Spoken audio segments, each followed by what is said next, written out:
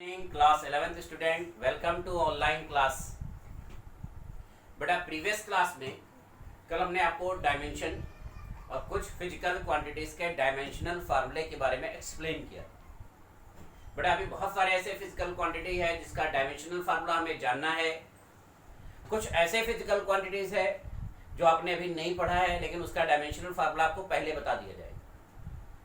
जैसे आपका स्ट्रेस है, स्ट्रेस कल हमने आपको प्रेशर का बताया था, वैसे स्ट्रेस होता है। स्ट्रेस भी हमारा फोर्स अपॉन एरिया होता है, फोर्स अपॉन एरिया। तो फोर्स का जो डायमेंशनल फार्मूला है कल हमने एक्सप्लेन किया है, एम एल टी पावर -2 और एरिया आपका एल स्क्वायर हो जाएगा। तो एल से एल स्क्वायर आपका कैंसिल होगा तो एल पावर 1। देन स्ट्रेस का dimensional formula M L power -1 T power -2 है।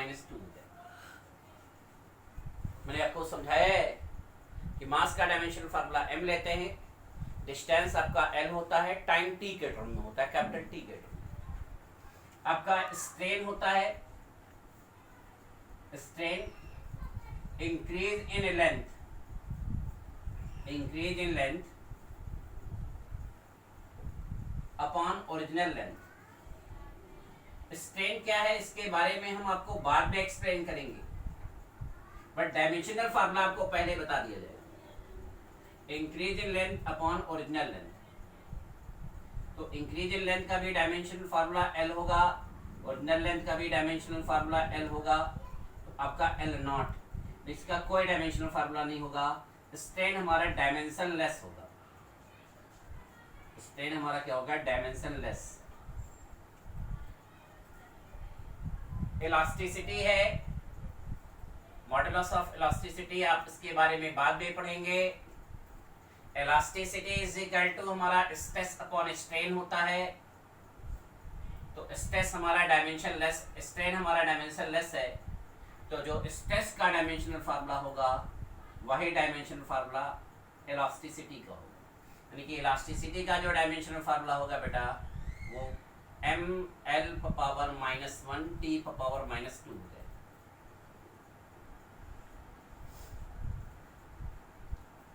एक हमारा होता है सरफेस टेंशन, सरफेस टेंशन, इन सब के बारे में हम बाद में एक्सप्लेन करेंगे। Surface tension is equal to हमारा होता है फोर्स अपॉन लेंथ। तो फोर्स का हो जाएगा M L T power -2, length का हो जाएगा एल, एल एल कैंसिल हो जाएगा। देन सरफेस टेंशन का फार्मूला हो जाएगा, डायमेंशनल फार्मूला हो जाएगा एम टी पावर -2। तो बहुत ऐसे फिजिकल क्वांटिटीज हैं जिनके बारे में आपको एक्सप्लेन बाद में किया जाएगा, बट डायमेंशनल फार्मूला पहले ही आपको बता दिया। आपका जैसे स्ट्रेस है, आपका स्ट्रेन है, इलास्टिसिटी है, सरफेस टेंशन है। एक हमारा होता है फ्रीक्वेंसी, फ्रीक्वेंसी तो आप जानते ही हैं, टाइम पीरियड का रेसिप्रोकल होता है।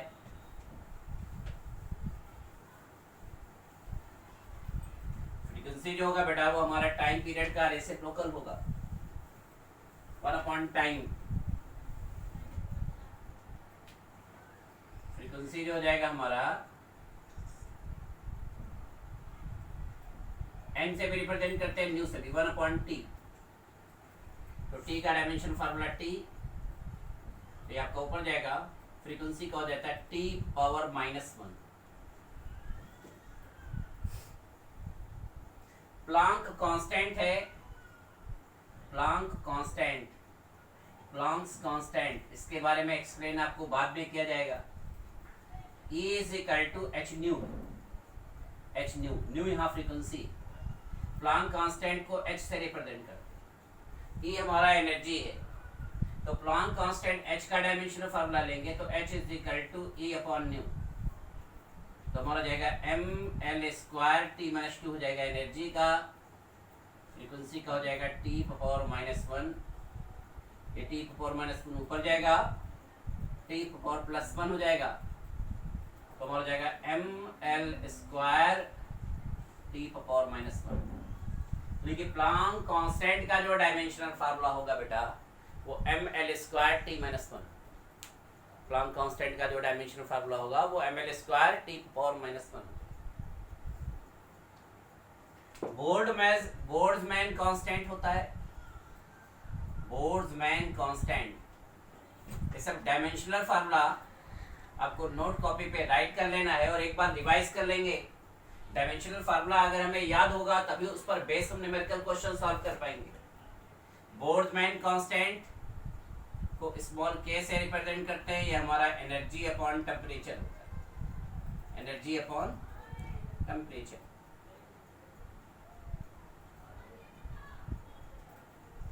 एनर्जी का डायमेंशन फार्मूला ml²t-2 और टेम्परेचर का डायमेंशन फार्मूला थीटा। तो ये थीटा ऊपर चला जाएगा। देन बोल्ट्जमैन कांस्टेंट का फार्मूला ml²t-2 θ-1। देखिए बोल्ट्जमैन कांस्टेंट का जो डायमेंशन फार्मूला होगा वो ml²t⁻⁻2 θ⁻⁻1। ऐसे बहुत सारे फिजिकल क्वांटिटीज हैं जिनके बारे में आप बाद में पढ़ेंगे, पर डायमेंशनल फार्मूला आपको पहले बता दिया जाएगा। जैसे टॉर्क है, टॉर्क यानी मोमेंट ऑफ फोर्स। टॉर्क हमारा होता है मोमेंट ऑफ फोर्स। टॉर्क को मोमेंट ऑफ फोर्स भी कहते हैं। इसे टाउ से रिप्रेजेंट करते हैं। ये टाउ हमारा ग्रीक वर्ड है, टॉर्क, टाउ, जो होता है force into perpendicular distance.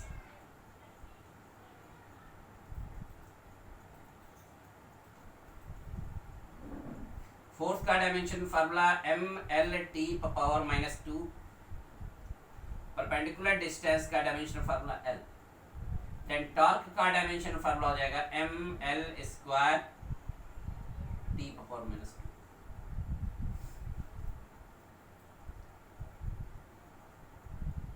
Dimensions के यूजेस भी होते हैं। डायमेंशन पर बेस्ड हम आपको क्वेश्चन भी सॉल्व करेंगे।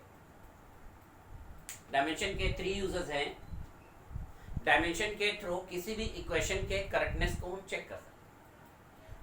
To check the correctness of the equation by dimensional formula. कैसे कर सकते हैं उस पर हम आपको क्वेश्चन एक्सप्लेन करेंगे। डायमेंशन के 3 यूजेस हैं।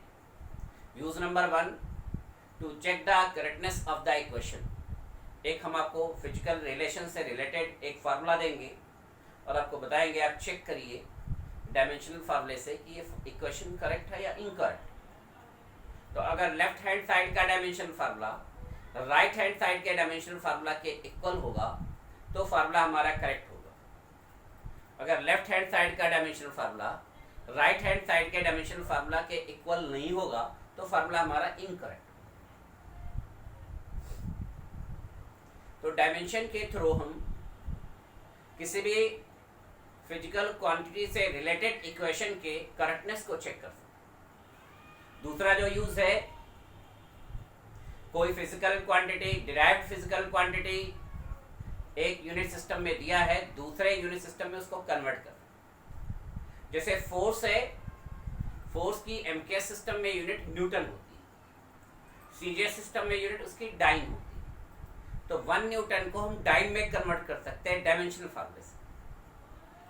जैसे एनर्जी है, एनर्जी की एसआई सिस्टम में यूनिट जूल है और सीजीएस सिस्टम में उसकी यूनिट अर्ग होती है।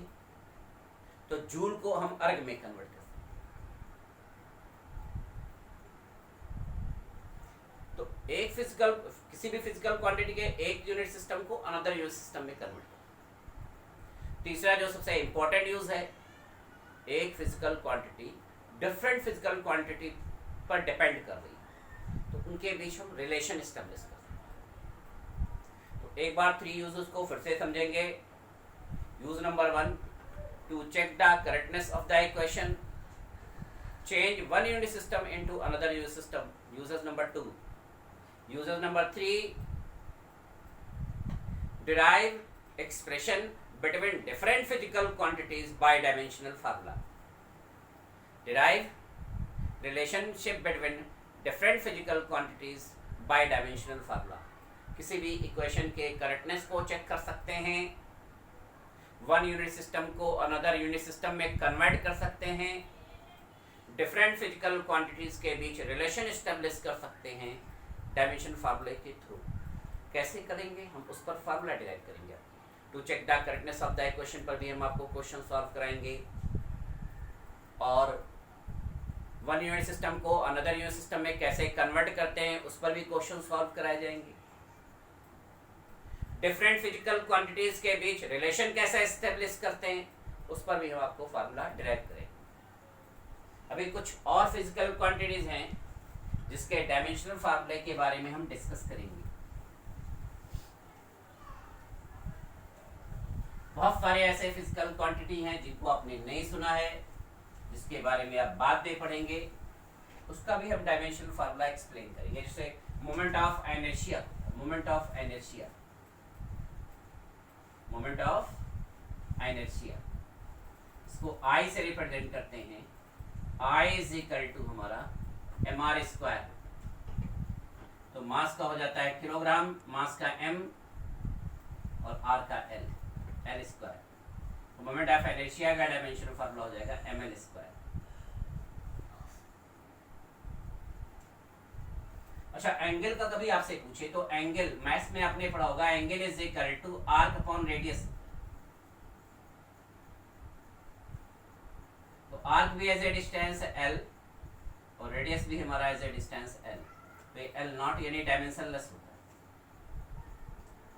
1 मार्क्स में क्वेश्चन पूछा जाता है कि कौन सी ऐसी फिजिकल क्वांटिटी है जिसकी यूनिट तो होती है बट डायमेंशन नहीं। एंगल, एंगल को हम रेडियन में मेजर करते हैं, एंगल की यूनिट रेडियन होती है बट एंगल का डायमेंशनल फार्मूला नहीं होता। तो एंगल एक ऐसी फिजिकल क्वांटिटी है जिसकी यूनिट तो होगी बट डायमेंशनल फार्मूला नहीं। तो बेटा ये जो आपको dimensional formula different physical quantities के बोर्ड पे एक्सप्लेन किए गए हैं, इसको नोटबुक पे राइट कर लेंगे और इसको एक बार रिवाइज कर लेंगे। अब इस पर बेस्ड क्वेश्चन हम नेक्स्ट क्लास में आपको कराएंगे। Thank you.